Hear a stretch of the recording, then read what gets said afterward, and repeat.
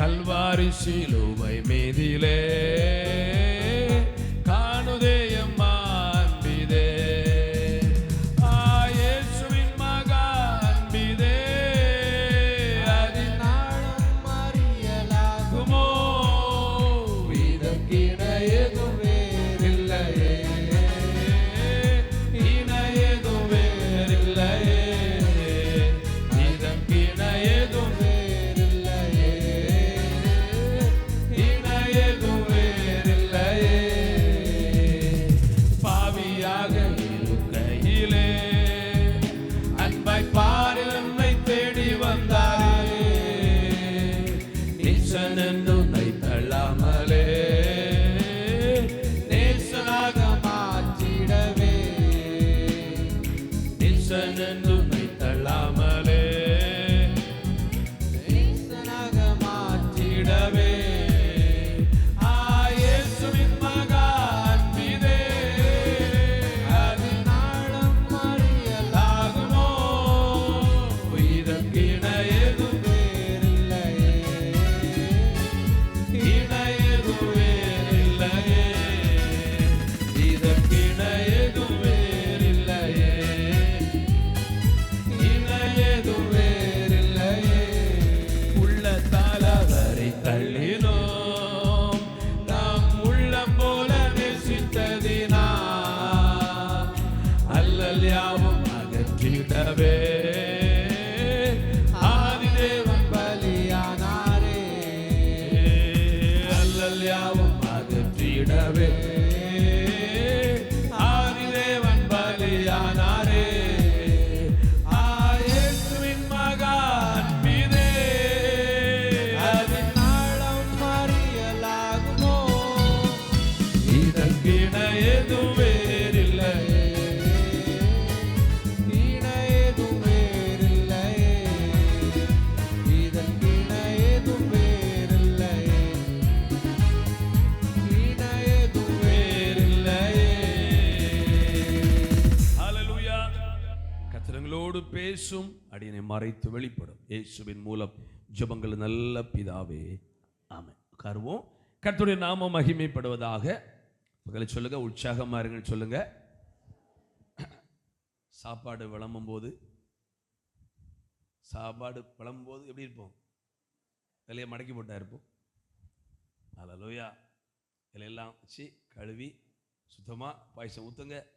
கொஞ்சம் கூட மரக்கறி கூட்டு வைங்க, தீயல் வைங்க. வயசானவங்களா தீயல் வைங்க.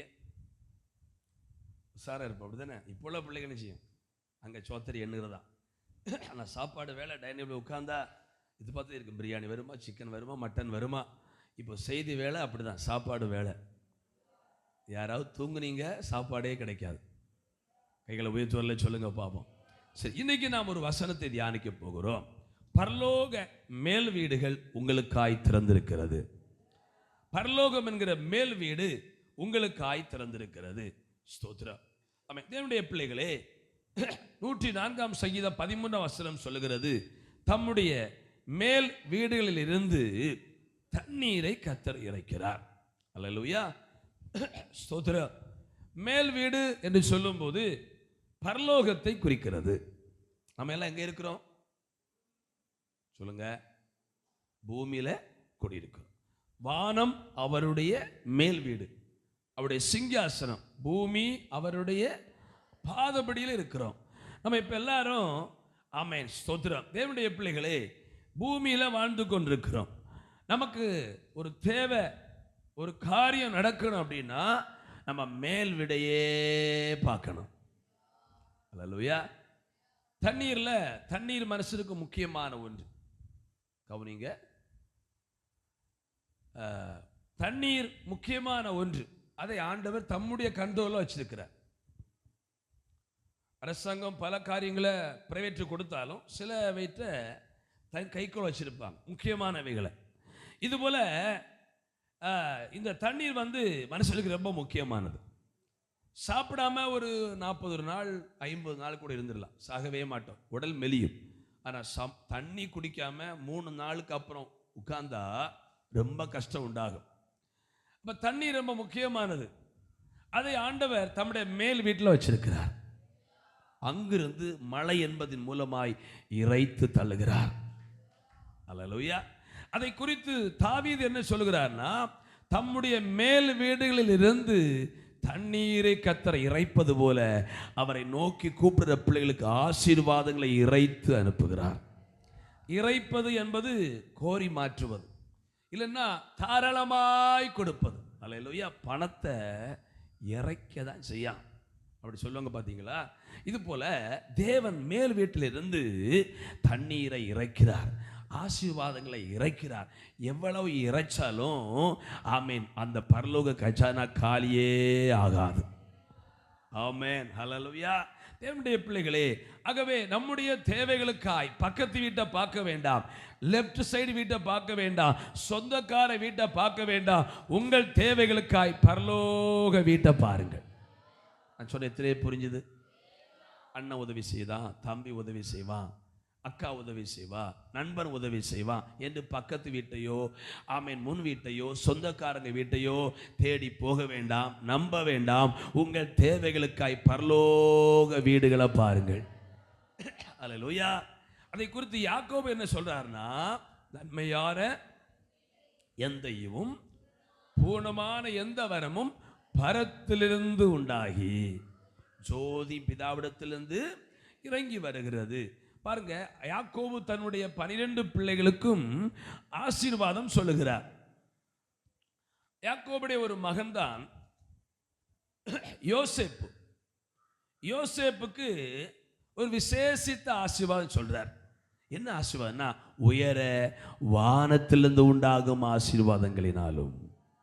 இந்த வார்த்தை யோசேப்புக்கு மட்டும்தான் சொல்லப்பட்டிருக்கிறது. மீதி எல்லாருக்கும் நிறைய காரியம் சொல்லப்பட்டிருக்கிறது. தேவ பிள்ளைகளுக்கு இந்த பூமிக்குரிய நன்மை மட்டும் போதாது, நமக்கு வானத்திலிருந்து வருகிற ஆசீர்வாதம் வேணும். அல்லேலூயா. நமக்கு மேல் வீட்டிலிருந்து வருகிற ஆசீர்வாதம் வேணும். அல்லேலூயா. எத்தனை பேர் அதை விரும்புறீங்க? எத்தனை பேர் விரும்புறீங்க? சங்கீதம் 104:3 சொல்லுகிறது, தமது மேல் வீடுகளை தண்ணீர்களால் மச்சுப்பாவி. இந்த நம்ம கவனிங்க, இந்த வீட்டுடைய கட்டடத்துடைய மேல் இது அப்படி தலை அப்படி இருக்கு, வார்க்க ஓலை சீட்டு. பரலோக வீடுகளில் என்ன மச்சுப்பாவி இருக்கிறாரா? பேசுங்கம்மா. கூரை என்னையா? ஏசி தேவையில்லை. அப்படி தண்ணீர் கூரை, தண்ணீர் மத்த உண்டு. கூரையில் தண்ணி வச்சா என்ன இருக்கும்? யோசித்து பாருங்கம்மா. அல்லேலூயா. கவனிங்க, இந்த ஃப்ளோர், இந்த மேல் கூரை தண்ணீர்னால் மச்சுப்பாய் வச்சிருக்கிறார். அது எப்படி நிக்குதுன்னா அவர்கிட்ட தான் போய் கேட்கணும். பாருங்க, மணலை சமுத்திரத்துக்கு எல்லையா வச்சிருக்கிறார். நம்ப முடியுதா? சுனாமி வந்தபோது அந்த கடல் மேல வந்து பாத்தீங்களா, பல கிலோமீட்டருக்கு மேல வந்துட்டு பெரிய பனை மரம் உயரத்திற்கு அலை போனது. அல்லேலூயா. சோதரா. அப்போ மத்திய அரசு ஒரு முடிவெடுத்தாங்க, இனி தண்ணீர் மேலே வரக்கூடாது, கடற்கரை ஓரத்தில் பெரிய காம்பவுண்டு கட்டுவோம். உடனே நிறைய சிமெண்ட் ஃபேக்டரிக்காரங்க சொன்னாங்க, இலவசமாக நாங்கள் சிமெண்ட் தருகிறோம். எத்தனை அந்த செய்தியை கேட்டீங்க? உங்களுக்கு 40% அந்த அவ திட்டினது மறக்காது, ஆனால் நல்ல செய்தியெல்லாம் மறந்துடும். மாமி சொன்னது மறக்காது. சுனாமி டைம்ல நாங்கள் கொடுக்குறோம் சிமெண்ட் இலவசமா, ஆனால் இன்னைக்கு வரைக்கும் கட்டல. ஏன் தெரியுமா? காம்பவுண்டு கட்டினா சின்ன அலையிலும் நிறைய பேர் செத்துருவாங்க. அலை கொண்டு நிச்சயம். அதுக்கு அர்த்தம் என்னன்னா, ஏற்கனவே கர்த்தர் மணலை எல்லையாக வச்சிருக்கிறார். நீ ஒரு பெரிய காம்பவுண்டு கட்டினா அதுவும் தாண்டி போவோம். ஆனா மணக்கரை பாலம் 2 கிலோமீட்டர் அங்க போய் விழுந்துதான். அப்ப நான் என்ன சொல்றேன்னா, அது கர்த்தரால் செய்ய முடியும். ஆமென். வார்த்தையினால் மணலை எல்லையாக வைத்த தேவன் அவருக்கு மேல் வீடுகளை தண்ணீர்களால் மச்சுவாய் வச்சிருக்கிறார். நமக்கு மழை தேவைப்படும் போது அங்கிருந்து மழையாக பொழிகிறது. அப்போ நான் நினைக்கிறேன், பரலோகம் என்பது ஏசி ஒன்றும் தேவையில்லை. ஆமை மேலே கூரை எல்லாம் தண்ணீர். அல்லேலூயா. அவ்வளவு அழகா இருக்கும். ஸோ தேவனுடைய பிள்ளைகளே, சரி, நம்முடைய அர்த்தம் எழுத்தின்படி உள்ள அர்த்தம் அல்ல. நமக்குரிய எல்லா நன்மைகளும் பரலோக வீட்டில் இருக்குது. நம்புற மட்டும் சொல்லுங்க பார்ப்போம். பிள்ளைகள் நம்புறீங்களா? உங்களுக்கு இது கல்விக்குரிய காரியம் எல்லாம் எங்கே இருக்கு? இத்தனை வீட்டில் இருக்கு, பரலோக வீட்டில் இருக்குது.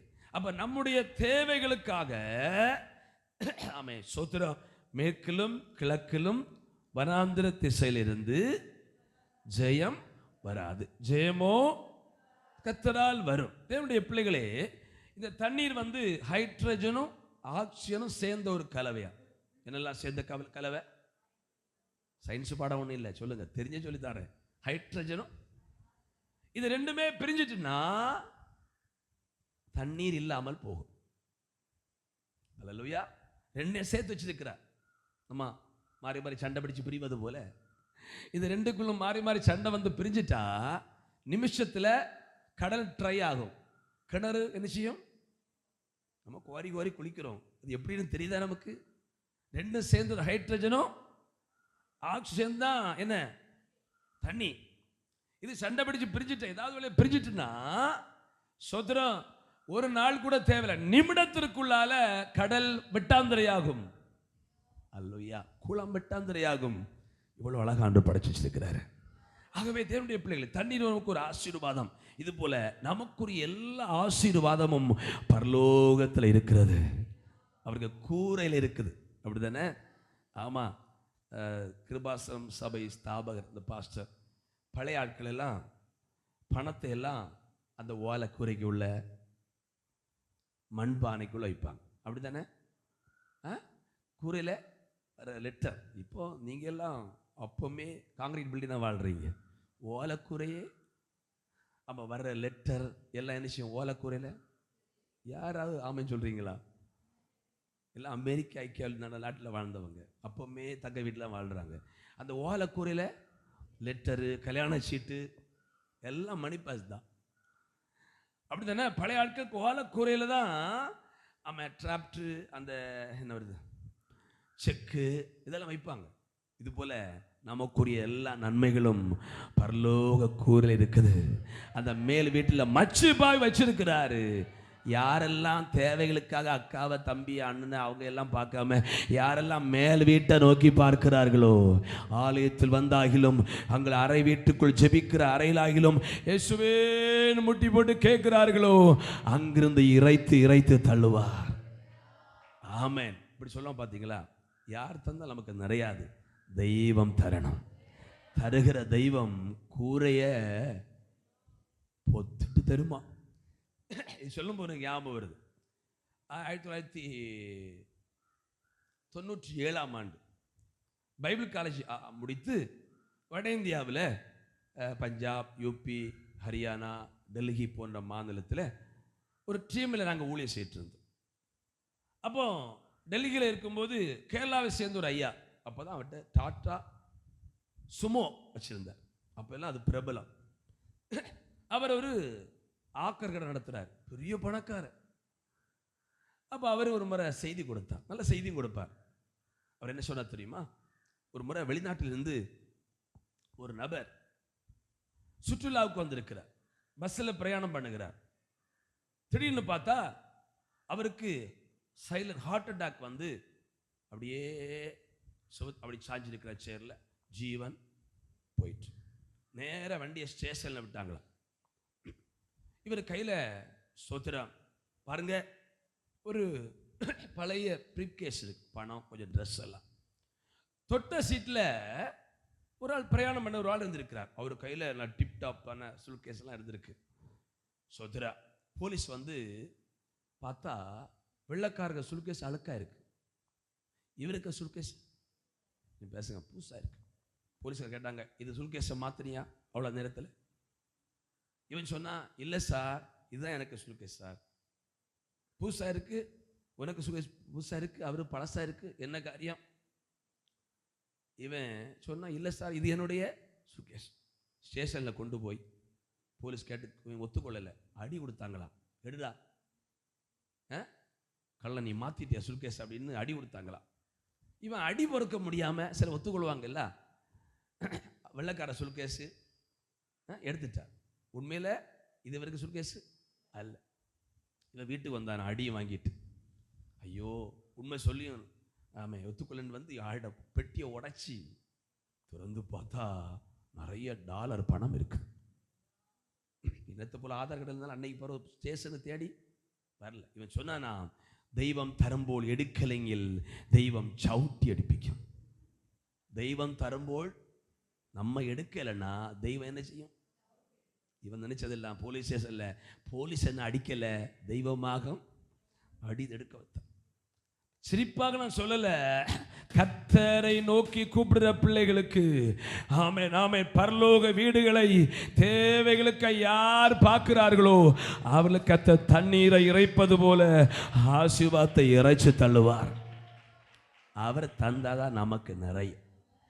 எக்ஸாம்பிளா சொல்றேன்னு, நம்ம வீட்டு விலைகளுக்கு வேலையெல்லாம் வச்சுருப்போம். இப்போல்லாம் காம்பவுண்டு கட்டி இருக்கிறோம். சில நேரம் மழை அடித்து உடைச்சி வந்தால் எல்லா வேலையும் பொத்துட்டு 1 மணிக்கூர் தான் மழை பெய்யும்.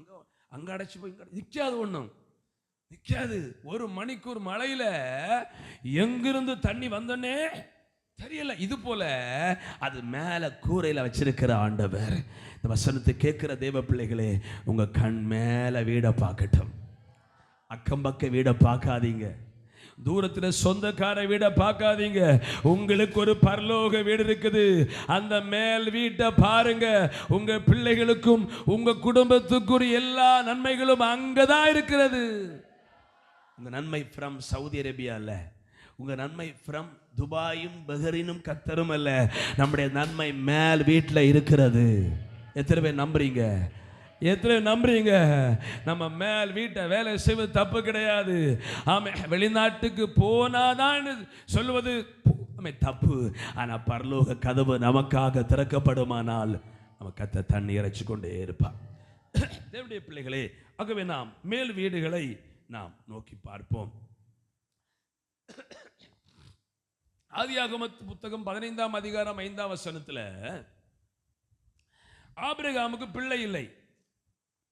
அவன் கேட்டபோது ஆண்டவர் முதலாவது அவனை பார்க்க சொன்னது வானத்தை பார்க்க சொன்னார். பிள்ளை இல்லையே என்று சொன்னபோது எங்க பார்க்க சொன்னார்?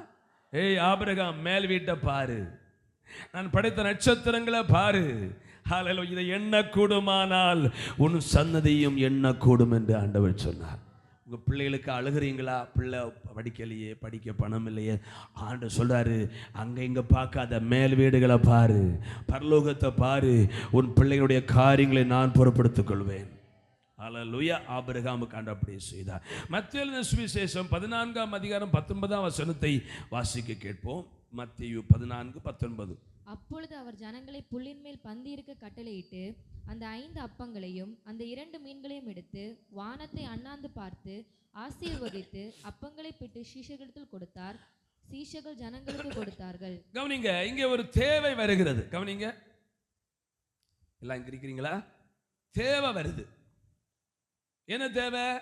எமர்ஜென்சியான தேவை. நம்ம திருமணம்னா ஒரு மாதத்துக்கு முன்னே சீட்டு போட்டு சமையல்காரரை புக் பண்ணி பெரிய லிஸ்ட் எல்லாம் போட்டு பொருள்லாம் வாங்கி சமையல் பண்ணி ஒரு 1000 சாப்பாடுனா வேஸ்ட்டாக போனால் பிரச்சனை இல்லை, குறைவாக வர ஒரு 1250 போட்டுரும். ஆனால் இங்கே 3 நாட்கள் நைட்டு பகலாக கூட்டம். என்ன கூட்டம்? விழிப்பெஞ்சம் ஒன்றும் தெரியல. 3 நாளாக ஆண்டவர் ஆராதனை நடத்தி கொண்டே இருக்கிறார். சொல்லுங்க, உற்சாகமாக இருக்குன்னு சொல்லுங்க. பக்கத்தில் இப்படி உறங்கினா எப்படி மேல் வீட்டில் நன்மை வரும்னு கேளுங்க. யாராவது வாங்கிட்டு போயிடுவாங்க. சோத்திரம். அந்த உறக்கத்தில் பிள்ளைய மாத்தினா இல்லை, அது போல நடந்துடும். கவனிக்கிறீங்களா? கவனிங்க. இப்ப தேவை, எமர்ஜென்சியான தேவை. எத்தனை சாப்பாடு போடணும்? உங்க வீட்டில் உள்ள 4 பேருக்கு சமையல் பண்ணி வச்சிருக்கு. விருந்துகாரங்க தடபடா ஒரு 2 ஃபேமிலி வந்து ஒரு 10 பேர் வந்துட்டாங்க. வீட்டுக்காரர் சொல்றாரு, பேர் என்ன சொல்லுவோம், பேரு பியூலாலா ஏதோ ஒரு பேர் சொல்லி எல்லாருக்கும் சாப்பாடு கொடு. அப்போ கிச்சன்ல இருந்து என்ன செய்வீங்க? வீட்டுக்காரில் மட்டும் சாப்பாடு சமையல் பண்ணி வச்சிருக்கிறேன், வியூலா வந்திருக்கிற எல்லாருக்கும், இல்லைன்னா சினேகான்னு சொல்லுவோமா, சாப்பாடு கொடு. அப்போ சவர மாதிரி சொல்லிடுவாங்க, வீட்டில் சீனி இருக்காதானா டீ போடு, சாயை போடு. அப்போ உங்களுக்கு எப்படி இருக்கும்?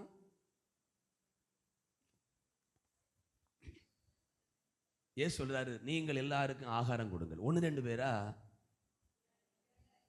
கூடி குறைஞ்ச கொஞ்சம் சாப்பிட்டாலும் 500 கிலோ அவசியம் வைக்கணும். 500 கிலோ எண்ணெய்க்கு வாங்கி காய்கறி வெட்டி சாம்பார் எல்லாம் வச்சு. உடனே பேதுரு சொன்ன, ஆண்டவரே 300 பணம் கொண்டு கொடுத்தாலும் இவ்வளவு மக்களுக்கு எங்க கிடைக்கும்? அப்படியா? ஆண்டவர் சொன்ன, உடனே என்ன இருக்கிறது? ஆனா அங்கே ஒரு அற்புதம் நடக்க போற இயேசுவுக்கு தெரியும். ஒரு சின்ன பையன் 5 அப்பத்தையும் 2 மீனையும் வச்சிருக்கிறான், கொண்டு வாருங்கள். என்ன சொல்ல போறேன்னா, எமர்ஜென்சியான தேவை, யார்ட்டும் கேட்க முடியாது, ஒரு வனாந்திரம், ஹெல்ப்புக்கு ஆளே இல்லை.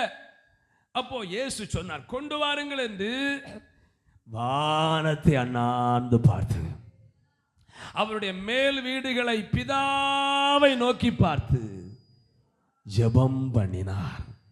உங்க தேவைகளுக்காக எங்க நோக்கி பார்க்கிறீங்க? திடீரென்று ஒரு தேவை, அது எங்க நோக்கி பார்க்கிறீங்க? ஆண்டவர் சொல்றாரு, நம்முடைய தேவைகள் வரும்போது யார் மேல் வீடு நோக்கி பார்க்கிறார்களோ, ஒரு மனிதன் மூலம் உதவி செய்தாலும் நீங்க டைரக்டா அவங்கள பார்க்காம நீங்க டைரக்டா மேல் வீட பார்த்தா அங்கிருந்து ஒரு கட்டளை வெளிப்படும். கையை உயர்த்தி ஒரு அல்லேலூயா, சத்தம் ஒரு அல்லேலூயா. அந்த தாயப்பனுங்கிற ஒருவருடைய சாட்சியை கேட்டிருப்பீங்க.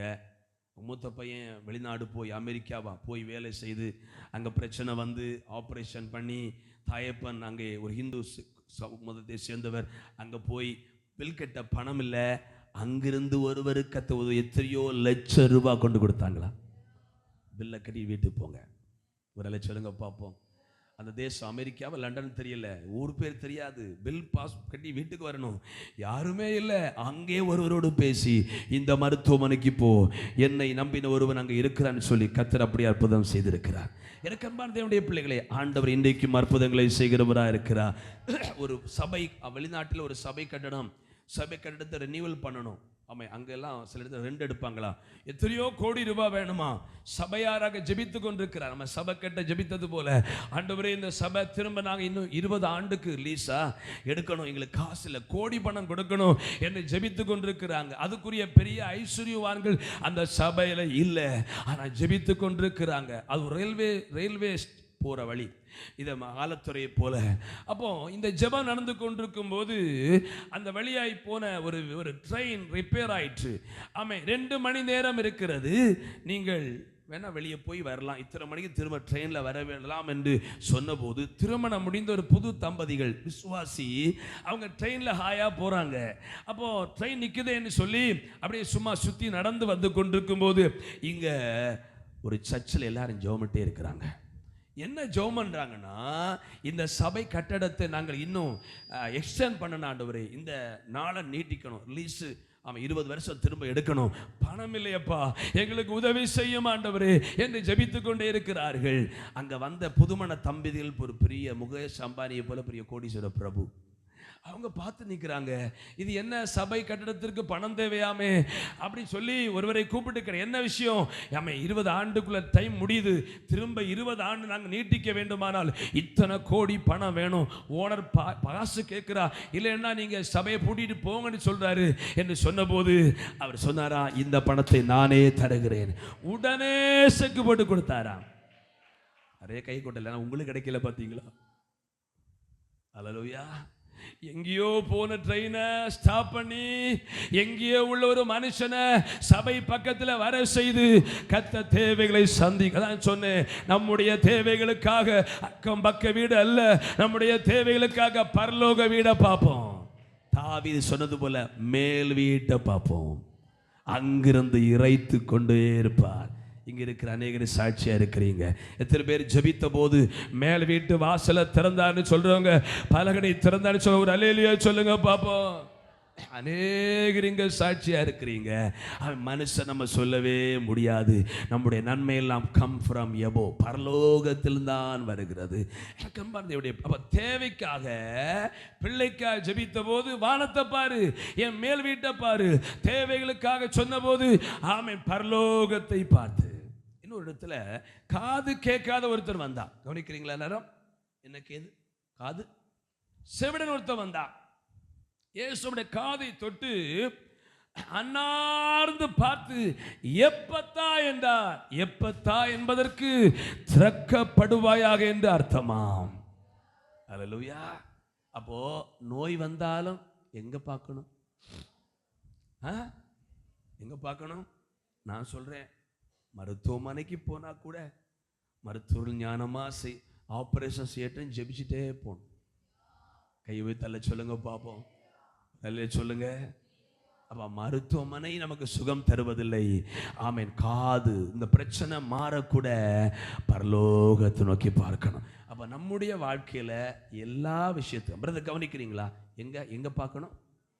மேல் வீட்டை நம்ம நோக்கி பார்க்கணும். வேலை செய்யணும், ஞானமா உழைக்கணும். ஆனா மேல் வீட்டை நோக்கி பார்க்க பார்க்க நன்மைகளை இறைத்து கொண்டே இருப்பார். சரி, என்னுடைய பிள்ளைகளே, முகரையாக நான் சில காரியம் சொன்னேன், சரியானத்தில் முடிச்சிடுவேன். சரி, மேல் வீட்டுகளை நாம் நோக்கி பார்க்கும்போது ஆமை கர்த்தர் நமக்கு நன்மைகளை இறைப்பார். அப்படி மேல் வீட்டை அவர் திறந்து பலகணிகளை திறந்து நன்மைகளை அனுப்பினார். என்ன நம்முடைய வாழ்வில் நடக்கும்? அதுதான் நம்ம இன்னைக்கு தொடர்ந்து தியானிக்க போகிறோம். 104ஆம் சங்கீதம் 12ஆம் வசனத்தை வாசிங்க. அவைகளின் ஓரமாய் 13 வாசிங்க. தம்முடைய மேல் வீடுகளிலிருந்து பர்வதங்களுக்கு தண்ணீர் இறைக்கிறார். உமது கிரியைகளின் பலனாலே பூமி திருப்தியா இருக்கிறது. ஒரு அல்லேலூயா சத்தமா சொல்லலாமா? தேவன் மேல் வீட்டை திறந்து உங்க வீட்டுக்கு மேல தண்ணீர் இறைச்சா உங்களுக்கு ஒரு திருப்தி உண்டாகும். ஆமேன். வரவே இல்லை. ஆமேன். திருப்தி உண்டாகும். யார் நன்மை தரணும் சொல்லுங்க? ஆண்டவர் தந்தாதான் நமக்கு ஒரு திருப்தி உண்டாகும். அல்லேலூயா. ஆமென். முதலாவது மேல் வீட்டில் இருந்து கவனிக்கிறீங்களா எல்லாரும்? பிரதர்ஸ் எல்லாம் ஒரு அல்லே சொல்லுவோம்.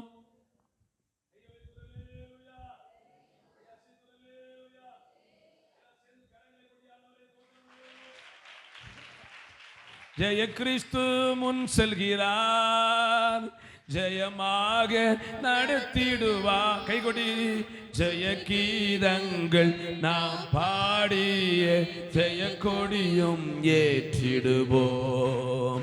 ஜெயம் அல்லேலூயா அவர் நாமத்திற்கே, ஜெயம் அல்லேலூயா அவர் நாமத்திற்கே. மேய்ப்பன் இல்லாத ஆடுகட்கே நானே நல்ல மேய்ப்பன் என்றார். மேய்ப்பன் இல்லாத ஆடுகட்கே நானே நல்ல மேய்ப்பன் என்றார். இன்ப சத்தம் பின் சென்றிடுவோம், இன்ப பாதை காட்டிடுவார், இன்ப பாதை காட்டிடுவார். ஜெய கிறிஸ்து முன் செல்கிறார், ஜெயமாக நடத்திடுவார். ஜெய கீதங்கள் நாம் பாடிய ஜெய கொடியும் ஏற்றிடுவோம். ஐயம் அல்லேலூயா அவர் நாமத்திற்கே, ஜெயம் அல்லேலூயா அவர் நாமத்திற்கே. அல்லேலூயா. எல்லாம் நல்ல கையா செய்து அல்லேலூயா. ஆமென். தேவனுடைய பிள்ளைகளே, முதலாவது கர்த்தர் நன்மைகளை இறைக்கிறார், ஆசீர்வாதங்களை இறைக்கிறார்னா ஒரு திருப்தி உண்டாகும். அவர் தராம 10 லட்சம் ரூபாய் மாதம் வருமானம் வந்தாலும் திருப்தியே இருக்காது. சில ஆட்களை கேட்டு பாருங்க, திருப்தியே இல்லை. கவனிங்க, போதும் என்கிற மனதே இல்லை. அல்லேலூயா. சோதரம். ஆமென். தேவன் பரலோக கதவை திறந்தா நமக்கு ஒரு திருப்தி உண்டாகும். மேல் வீட்டை திறந்தா எல்லாவற்றிலும் ஒரு திருப்தி உண்டாகும். இதுவே நம்புறீங்க? நீங்கள் திருப்தியாக சாப்பிட்டு அப்படின்னு சொல்லப்பட்டிருக்கிறார். இயேசு நன்மை இறைச்சா திருப்தியா இருக்கு. ஒருவேளை சண்டை இறைச்சி எடுக்க முடியலைனாலும் அந்த துவையல் வச்சு சாப்பிட்டாலும் திருப்தியா இருக்கும். ஆமென் சொல்ல பார்த்தீங்களா? பசங்க என்னையும் துவையல் சாப்பிட சொல்றீங்க, நான் சொன்ன புரிஞ்சுதா? அல்லேலூயா. சண்டையோடு கூடிய எருது கொளுத்த, நோய் பிடிச்சது இல்லை, எருது இல்லை, கொளுத்த எருது கறியை பார்க்கலும் அமெரிக்கையோடு சோப்பிடுகிற. யாரா சாப்பிடுறீங்களா இலக்கறி? நிறைய சாப்பிடுறாங்க. இலக்கறியே நல்லது. கொளுத்த எருது கறி 4 சைஸ்ல இப்போதானே விதவிதமான ஆகாரங்கள். ஆமென். ஹோட்டல் மேனேஜ்மெண்ட் ஒன்று படிச்சு ஆராய்ச்சி பண்ணி விதவிதமான பேக்கரிக்கு போனா சில பிரெட் முதல்ல போல இருக்குது, சிலது ஆமை போல இருக்குது. பார்த்தீங்களா? பிள்ளைகளை கவர ஆமை போல பிரெட். ஒரு நாள் பார்த்தா முதல்ல போலவே இருக்குது. எங்க அச்சு எடுத்தானே தெரியல. ஆண்டவன் நமக்கு ஆகாரம் தந்தால் பாருங்க, எல்லாரும் ராஜ போஜனத்தை டைனிங் டேபிள்ல உட்கார்ந்து ஒரு பக்கம் குப்பி குப்பியா குடிக்கிறாங்க, இன்னொரு பக்கம் எல்லாம் சிக்கன் 65 ஆமென் வறுத்தது பொரிச்செல்லாம் சாப்பிடுறாங்க. ஆனா இன்னொரு டேபிள்ல தானியேலும் அவருடைய நண்பர்களும் நினைக்கிறேன் என்ன சாப்பிடுறாங்க? ஒன்லி வெஜிடேரியன், மரக்கறி, பச்சை தண்ணீர். தானியேல் புத்தகத்தில் வாசிக்கிறோம் பருப்பு. இப்போ உள்ள பிள்ளைகளுக்கு இது 3 செட் ஆகாது. சில பிள்ளைகள் தண்ணியே குடிக்கல, எப்படி உயிர் வாழுதுன்னு. அல்லேலூயா. அப்படிதானே? இப்போ அதுக்கு புதிய வாட்ச் எல்லாம் வந்திருக்கு. கையில் கட்டினா டைம் இஸ் நியர். ஆமென். குடிங்கள 1 கப்பு தண்ணி. ஆமா, அப்படி வாட்ச் எல்லாம் வந்திருக்கு. கையில் கட்டி விட்டா போதும், உடனே அது ஒரு நமக்கு அமைக்கிட்டு குடிக்கும். நிலைமை என்னென்ன போதும், தண்ணி குடிக்கவே மிஷின் சொல்லணுமா? நம்ம பிடிக்காதவன்னு தண்ணீர். பருப்பு, ரேஷன்ல பருப்பு வேணும்னு கேட்டா வேண்டாம், நோ. கண்டிப்பா வாங்கணும் கேட்டா வாங்கி விற்கவும் செய்யும். அடுத்து மரக்கு. இந்த டேபிள்ல ராஜ போஜனம் சாப்பிடுறாங்க, இந்த டேபிள்ல பருப்பு, மரக்கறி, பச்சை தண்ணீர். 2 பேரையும் 10 நாள் தாண்டி சோதித்து பார்த்தால் இந்த பச்சை தண்ணி கொடுத்தவன் முகக்களையா இருக்கிறான், அழகா இருக்கிறான், ஞானமுள்ளவனா இருக்கிறான். எனக்கு அன்பான தேவனுடைய பிள்ளைகளை, கர்த்தர் உங்களுக்கு ஆகாரத்தை தருவாரானால் உங்களுக்கு பச்சை தண்ணி சாப்பிட்டாலும், நெத்தேலி மீன் சாப்பிட்டாலும் ஒரு பலனும் திருப்தியும் கிடைக்கும். எத்தனை பேர் நம்புறீங்க பாப்பா? ஐயாமா நம்புறீங்களா? அப்ப ஆகாரத்துல திருப்தி. எனக்கு பைபிள் ஒன்று சொல்லுது பாருங்க. ரூத்து கோதுமை புறக்க போனா, அங்க சாப்பிட்டு மீதியானத தன் மாமிக்கு கொண்டு வந்து. இப்போ இருக்கிற நம்ம எல்லாம் நல்ல மாமியா மாமனார் ஆகும். பார்த்தீங்களா? என்ன ஜெபிக்கணும்? ரூத்த போல மாமியை கொண்டு வர. மாமியா மருமோளையா? மருமோள். கவனிக்கிறீங்களா? இனி மாமியார் மாற போறவங்க யாரை போல ஜெபிக்கணும்? 2 கோடி கொண்டு வரேன்னா 2 கோடி இருந்தால் மறுநாளே தனி ஃபவுண்டேஷன் போட்டு தனி வீடு. உங்களுக்கு என்ன ஜெபிக்கணும் சொல்லுங்க ஐயா. எங்கேயாவது நடந்திருக்கலாம், கல்யாணம் விட்டு போன மருமவா பாயசம் வாங்கி கொண்டு மாமியை கொண்டு கொடுத்துருக்கா? கொடுத்தங்களா? கொடுத்தா நீங்க பாக்கியவான். கவனிங்க கவனிங்க தேவ பிள்ளைகளே, மீதியானத திருப்தியா சாப்பிட்ட ரூத் அந்நிய தேசத்து வந்திருக்கிறா. ஆகாரத்துக்கு நம்பிக்கை இல்லை. வயல்ல போய் கோதுமை புறக்கம் கிடைக்கும், ஆனா கர்த்தர் அதை கொடுத்தார். திருப்தியா சாப்பிட்டு மீதிய மாமிக்கு கொண்டு கொடுத்தார். எத்தனை சந்தோஷமா கேட்குறீங்க? பாஸ்டர், இந்த ஆகாரத்தை பற்றி பேசண்டாம். ரேஷன் அரிசி 3 மாசம் உள்ளது வீட்டில் இருக்குன்னு சொல்றீங்க நீங்க. எனக்கு தெரியுது. நான் சொல்றேன், இதெல்லாம் கிடைக்காத ஒரு காலம் உண்டு. ஒரு அல்ல சொல்லுங்க பார்ப்போம். ஆண்டவர் பரலோகத்திலிருந்து நன்மைகளை இறைத்தால் நம்ம சாப்பிட்டு மற்றவர்களுக்கு கொடுக்கிற அளவு கர்த்தர் நம்மை உயர்த்துவார். ஆமே. இந்த இந்த ரூத்தை பொறுத்த வரையில மாமா மாமி இல்லைன்னா மாமா சேமித்து வைக்கல, காலுக்கு மேல காலு போட்டு சாப்பிட்ட வழியில் டெய்லி வேலை செய்து டெய்லி கோதுமை பொறுக்கிதான் இந்த மாமியாக நகோமியும் அந்த ரூத்தும் சாப்பிடணும். அதிலே கர்த்தர் மீதி எடுக்க வச்சு அவன் மாமிக்கு கொண்டு வைக்க வச்சார்னா உங்களுக்கு கொஞ்சம் வருமானத்தை கர்த்தர் மீதி எடுக்க வைப்பா. விசுவாசித்தால் வீணான செலவுகளை கர்த்தர் மாற்றுவார். விசுவாசித்தால் பால் செலவுகளை கர்த்தர் மாற்றுவார். மருத்துவமனை செலவு, ஆமென் ஆமென், சோத்திர வழக்கு செலவு, ஆமென், தேவையில்லாத செலவுகளை கர்த்தர் மாற்றி உங்கள் வருமானங்களை கர்த்தர் ஆசீர்வதித்து மீதி எடுக்க வைப்பார். எல்லாம் சேர்ந்து ஒரு சொல்லுங்க பாப்போம். செய்தி கொடுப்பதை விட நாங்கள் விசுவாசத்தோடு பேசுவோம். விசுவாசத்தோடு ஓ ஆமாம் நடக்க போகுதுன்னா ஒன்றும் நடக்காது.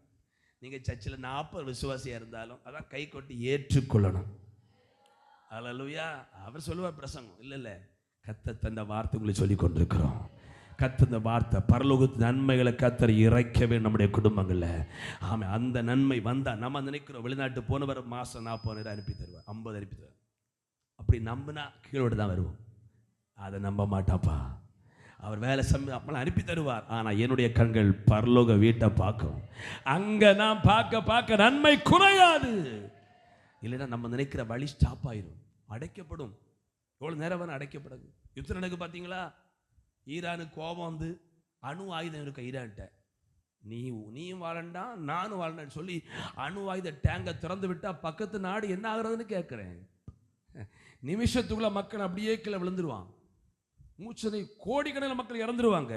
அது அமெரிக்கா சொல்லுது, அணு ஆயுதத்தை உருவாக்க ஈராக்குக்கு நாங்கள் அனுமதிக்க மாட்டோம். கமேனியை கொல்லுவோம். கொன்னுட்டாங்க. அடுத்த தலைவர் ரெடி, நாங்கள் விடவே மாட்டோம். ஆமாம், அமெரிக்கா பலடி கொடுப்போம். அப்போ அவங்க அணு ஆயுதத்தை அப்படியே திறந்துட்டா பக்கத்து நாடு எல்லாரும் வீட்டுக்கு வாரி கட்டி வர வேண்டியதான். ஒரு சொல்லுங்க பார்ப்போம். நம்ம எல்லாரும் பரலோகத்தை நோக்கி பார்க்குறவங்க.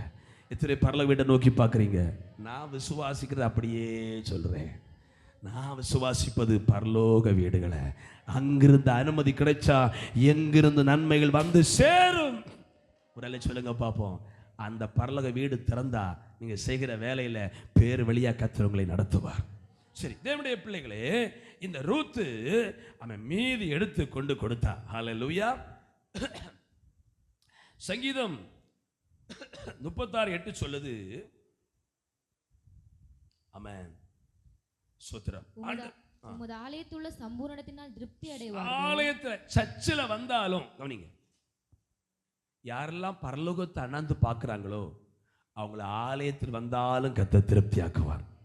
கவனிக்கிறீங்களா? கூட்டம் முடிஞ்சு போகும்போது என்ன கூட்டம்னு சொல்ல மாட்டோம். கர்த்தர் எனக்கு ஒரு வார்த்தை தந்தார், இன்றைக்கு பாடல் மூலம் கர்த்தர் என்னோடு பேசினார் அப்படின்னு கூட்டம் முடிஞ்சு ஒரு திருப்தியோடு போவீங்க. ஆமாம், நன்மைகள் பாரு. ரெண்டாவது சொல்லி முடிக்கிறேன். முதலாவது, பரலோகத்தின் கதவு நமக்கு திறந்தால், மேல் வீட்டு கதவு திறந்தால் என்ன கிடைக்குமா? என்ன கிடைக்குமா? சொல்ல, என்ன கிடைக்குமா? சிலருக்கு ஒரே வெப்ராளமா இருக்கும், இருக்கிற போதாது. அல்லேலூயா. சிலர் அமைதியா போதும் என்கிற மனம். அல்லேலூயா. சிலருக்கு அது வாங்கினா கொள்ளமா, இது வாங்கினா கொள்ளமா, அப்படியா இப்படியா சொல்லி அதை இதை செய்து எடுத்து திருப்தியே இல்லை. கர்த்தர் நமக்கு இந்த திருப்திக்காக ஸ்தோத்திரம். எத்தனை சந்தோஷப்படுகிறீங்க? போதும் என்கிற மனது எனக்கு தந்திருக்க ஒரு பெரிய பிளஸ்ஸிங் என்று சொல்கிற கையெழுத்துங்க பார்ப்போம். என் பிள்ளைக்கு இந்த ஸ்கூல் படிப்பு போதும், இந்த கல்வி கர்த்தர் அனுமதிக்கிற கல்வி போதும், என் பிள்ளைக்கு ஆண்டு தருகிற இந்த எதிர்காலம் போதும், அவங்கள போல கோடி கொடுக்க முடியலையே அப்படிங்கிற எண்ணம் இல்லை, இந்த திருப்தி போதும். உள்ளவங்க ஒரு அல்ல சொல்லுங்க பார்ப்போம். இதுதான் ஒரு பிளஸ்ஸிங். அல்லேலூயா. ஒரு சொன்னார், 2 பேரும் ஒரு ஸ்கூலில் வேலை பார்க்குறாங்க. ஒருவர் வர்ற பணத்தில் கொஞ்சம் செலவு பண்ணி கொஞ்சம் மிச்சப்படுத்திட்டு குடும்பமாக டூர் போவார். அது தப்பா? தேவை, ஒரு நாள் சுற்றுலா பார்க்குற தப்பு கிடையாது. இன்னொருவர் என்ன சார்னா, 40,000 சம்பளம் வச்சுருவோமா, அதில் 38 ரூபாயும் லோனு போட்டு பிளாட்டாக வாங்குறாரு. இதில் யார் நல்ல சந்தோஷமா இருப்பா? சொல்லுங்கம்மா. டூர் போகிறாளா? டூர் போகிறதுனாலையா? அவருக்கு ஒரு திருப்தி நமக்கு தந்திருக்கிறார். கொஞ்சம் தந்திருக்கிறார். ஒரு ஃபேமிலியாக வெளியே போய் கொஞ்சம் ரிலாக்ஸ் ஆகலாம். இவர் 38,000 ரூபாய் லோனு போட்டு வாங்கி வாங்கி கூட்டு 2,000 ரூபாய் செலவு கொண்டு இப்போ என்ன நடக்கும்? திருப்தியே இல்லாத மக்கள் இருக்கிறாங்க. நான் சொல்லுறேன், திருப்தி ஒரு பிளஸிங். எத்தனை பேர் நம்புறீங்க? எத்தனை நம்புறீங்க? திருப்தி ஒரு பெரிய ஆசை. கர்த்தர் அதை திருப்தி ஆகும். இரண்டாவது, கர்த்தர் வானத்தை திறந்தால், அவன் பலகணிகளை திறந்தால் 104:14 வாசிங்க. நேரம் ஸ்பீடா போகுது, முடிச்சிட்டேன். பூமியிலிருந்து ஆகாரம் உண்டாகும்படிக்கு அவர் மிருகங்களுக்கு புல்லையும் மனுஷருக்கு உபயோகமான பயிர் வகைகளை முளைப்பிக்கிறார். ஆமென். இரண்டாவது, கர்த்தர் பரலோக கதவை இல்லைன்னா மேல் வீட்டின் கதவை திறந்து தண்ணீர் இறைத்தால், ஆசீர்வாதத்தை இறைச்சால் நமக்கு உபயோகமான நன்மைகள் முளைக்கும். உபயோகம் இல்லாது மனுஷனுக்கு உபயோகமான பயிர் வகைகளை கர்த்தர் முளைப்பிக்கிறார். ஒரு அலை சொல்லுங்க பாப்போம். பக்கத்தில் சொல்லுங்க, நீங்க பரலோக வீடை நோக்கி பார்த்தா உங்களுக்கு உபயோகமானதை தருவார். பிள்ளைகள் உபயோகமானதை தருவார். உபயோகம் இல்ல இதுக்கு ஒரு காலத்தில் வீட்டில் டப்பா பிளாஸ்டிக் எல்லாம் இருந்தது. ஆனால் இப்போ வீடெல்லாம் சுத்தாச்சு. ஏன்னா அதுக்குன்னு ஒரு கடை. அப்படி ஒரு கடை வரலன்னு நம்ம என்ன ஆகும்? ரோட்லேயும் போடப்படாது. தண்ணீர் ஒரு வீடு கட்ட வேண்டியதான். அப்படித்தானே? டப்பா எல்லாம் போடக்கு புரிஞ்சுதா? கவனிங்க. இரண்டாவது, தேவனுடைய பிள்ளைகளே மேல் வீட்டை நோக்கி பார்த்தா ஸ்தோத்திரா உபயோகமான நன்மைகளை தருவான். பாருங்க, யோனா 4:6 சொல்லுது, அவனுடைய மனமடிவை மாற்றும்படி கர்த்தர் ஒரு ஆமணாக்கை முளைக்க பண்ணினார். புரிஞ்சுது? உங்க துக்க நேரத்தில் பரலோகத்தை நோக்கி பார்த்தா உங்க மனமடிவை மாற்ற ஒரு நன்மைகளை கர்த்தர் முளைக்க பண்ணுவார். யோனாவுக்கு பயங்கர வெயில், எங்க போனே தெரியல, இயேசுவேன்னு கூப்பிடுறான். திடீரென ஆமணாக்கு முளைத்து அவருடைய மனமடிவை மாற்றுகிறது. இங்க மனமடிவோடு இருக்கிறீங்களா? பிள்ளையை நினைச்சு, மாமியை நினைச்சு, மருமகளை நினைத்து எதிர்காலத்து மனமடிவோடு வந்திருக்கிறீங்களா? ஆண்டவர் சொல்றாரு, நீ மேல் வீட்டை நோக்கிப்பாரு, பரலோகத்தை நோக்கிப்பாரு, மனுஷனை பார்க்காத. உன் மனமடிவை மாற்றும்படி சடனாக ஒரு நன்மைகளை கர்த்தர் முளைக்க பண்ணுவார். ஒரு ராத்திரியிலே முளைத்து அவருக்கு வெயில் கொடுத்தது. நம்ம நினைக்கிறோம் தேவனை மருத்துவரை போல 1 மாசம் சேர்த்து சாப்பிடணும்னா மருந்து. அப்படி அல்ல. கர்த்தர் கட்டளையிட்டார், உடனே சுகம் உண்டாகும். தேவன் கட்டளையிட்ட நன்மைகள் உடனே முளைக்க பண்ணும். ஆகவே தேவனுடைய பிள்ளைகளே, ஆண்டவர் நன்மைகளை முளைக்க பண்ணுவார். ஸ்தோத்திரம். நியாயாதிபதிகள் 16:22 சொல்லுது, அவன் சிம்சோனுடைய தலை முடி துளிர்க்க ஆரம்பித்தது. அல்லேலூயா. என்ன தெரியுமா? கண்ணெல்லாம் பிடுங்கிட்டாங்க. ஸ்தோத்திரம். அவன் உயிரோடு இருக்கும்போது கொன்னதை பார்க்கிலும் மரிக்கிற நேரம் ஆயிரக்கணக்கான மக்களை கொன்னான். பாருங்க, அவன் பாவம் செய்தான், தெரியலாளை நம்பி போனான், முடியெல்லாம் வெட்டிட்டாங்க, ஜடைகள் எல்லாம் சிரைக்கப்பட்டது. கவனிக்கிறீங்களா? சிரைக்கப்பட்டது. இப்போ ஒரு ஜெபம் பண்ண, ஆண்டவரே இவங்க கையிலே நான் மடியாமல் இருக்கும்படிக்கு எனக்கு உதவி செய்யணும். மேல் வீட்டை பார்க்குறான், பரலோக வீட்டை. தப்பு செய்துட்டேன், தெளிலாளுக்கு பின்னால போயிட்டேன், என் பலமெல்லாம் போயிட்டு இயேசுவே என்று பரலோகத்தை நோக்கி பார்க்கும்போது மறுபடியும் கர்த்தர் தலைமுடியை துளிர்க்க பண்ணினார். அப்படின்னு அர்த்தம், அபிஷேகம் மறுபடியும் வருது. அவனை கட்டி இருக்கிற அந்த தூணை பிடிச்சு ஒத்த உலுக்கு எல்லா பில்டிங் விழுந்து ஆயிரக்கணக்கான மக்கள் மரித்து போனார்கள். அப்போ பரலோகத்து நன்மை இறைத்தால் அபிஷேகம், இழந்த அபிஷேகம் திரும்ப கிடைக்கும். சிலரால முன்ன போல ஜெபிக்க முடியல, ஜெபிக்கும் தூக்கம் வருது. ஜெபம் வேப்பங்காய போல கசக்குது. ஜெபம் இனிமையா இருந்த காலம் உண்டு. மறுபடியும் ஜெப அபிஷேகத்தை கர்த்தர் தருகிறார். நல்ல கையை உயர்த்தி ஒரு அலையில சொல்லுங்க பாப்போம். 3வது சங்கீதம் 104:15 வாசித்து நம்ம முடிக்க போகிறோம். மனுஷனுடைய இருதயத்தை மகிழ்ச்சியாக்கும் திராட்சரசத்தையும் அவனுக்கு முகக்களை உண்டு பண்ணும் எண்ணெயையும். போதும்.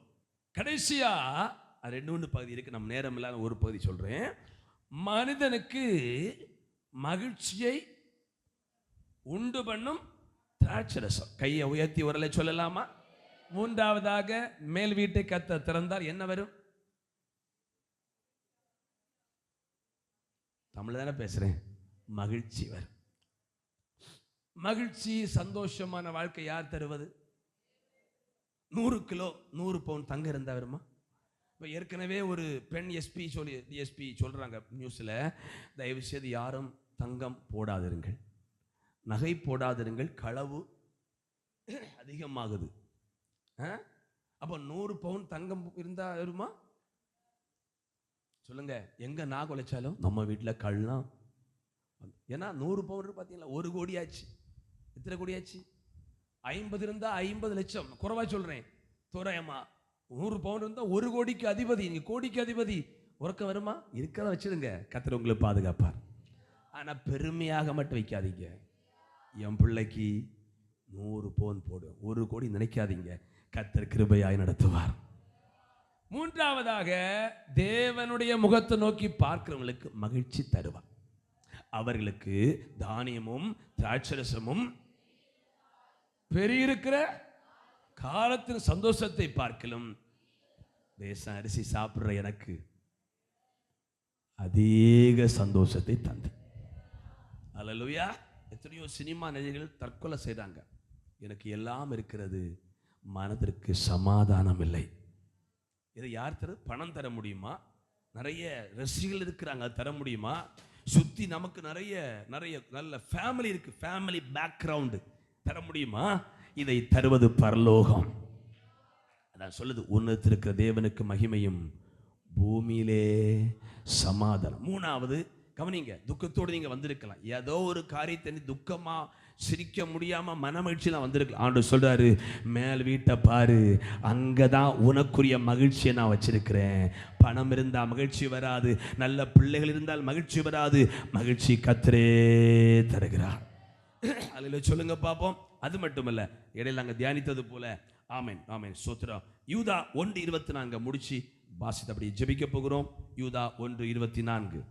வழுவாதபடி உங்களை காக்கவும் தமது மகிமையுள்ள சன்னிதானத்திலே மிகுந்த மகிழ்ச்சியோடு மாசற்றவர்களாய் நிறுத்தவும் வல்லமை உள்ளவரும். கவனிங்க, இந்த உலகத்துல மகிழ்ச்சி மட்டுமல்ல, ஒரு நாள் நம்ம எல்லாரும் நியாயஸ்தானத்துக்கு முன்னால ஆதார் கார்டு திருத்த நின்னது போல, ரேஷன் கார்டு நின்னது போல, இயேசுடைய சிங்காசனம் எல்லாரும் நிற்போம்.